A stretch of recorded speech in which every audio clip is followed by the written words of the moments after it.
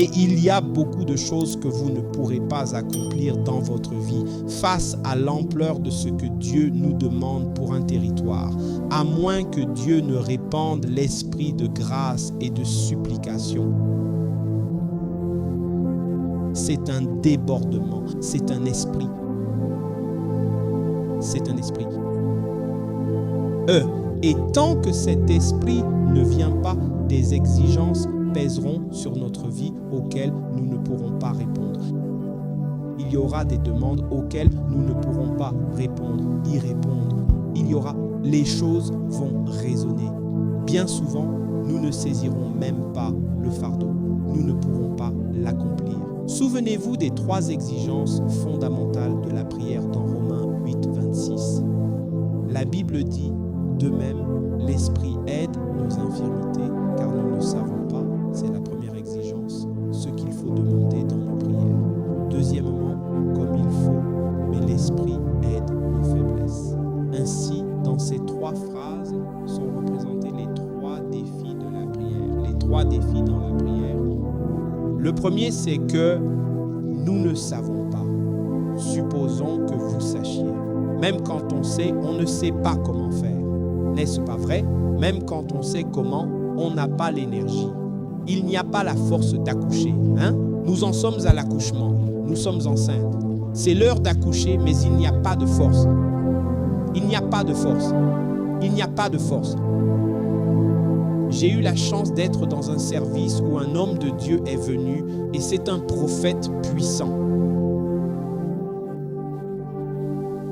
Et il est venu et a dit, il y a une femme ici et cette femme, il y a un esprit de mort qui plane sur ta vie. Et j'ai vu un cercueil. Ce cercueil est destiné pour toi. Pourras-tu jeûner 3 jours et prier certaines heures? Tu saisis le message?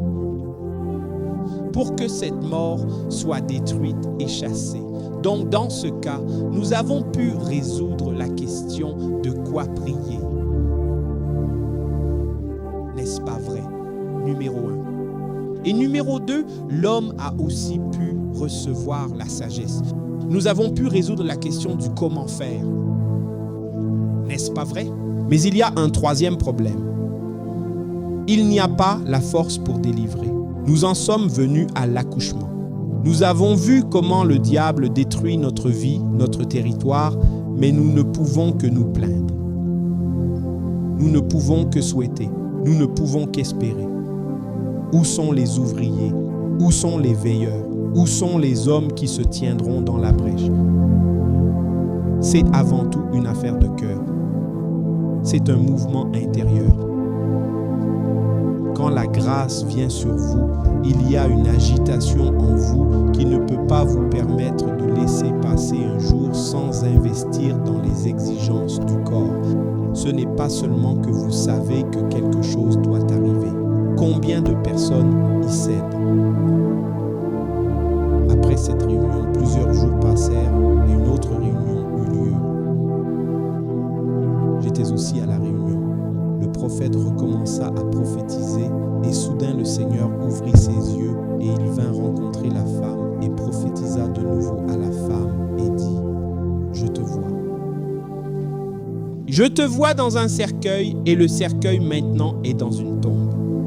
Prie, prie comme ceci et jeûne comme ceci pour que cette chose soit brisée. » Tu saisis le point? La femme est revenue, n'a pas pu, pas qu'elle ne voulait pas, mais n'a pas pu répondre aux exigences du prophétique, aux exigences de ce que Dieu avait révélé. Cette saison est passée. Une autre fois, la 3e, le prophète est venu à une autre réunion et a dit, « Je vois une femme. Je vois une femme. Tu es dans la tombe maintenant. Ils vont couvrir la tombe. Si tu peux prier, tu seras sauvé. Si tu peux prier. Si tu peux prier. » Quelques mois plus tard, la femme est décédée. J'étais l'un des ministres qui l'ont enterrée. Quel est le problème maintenant? Est-ce qu'on ne sait pas quoi demander dans la prière? Est-ce qu'on ne sait pas comment faire? Il manque quelque chose. Il n'y a pas de grâce pour prier, trop de connaissances sur la prière, trop de méthodes. Les gens peuvent t'enseigner 100 façons de prier, des choses à prie maintenant. Prie, tu ne peux pas prier. Ça veut dire qu'il y a quelque chose qui n'est pas éveillé. Il y a une activité qui dépasse la chair.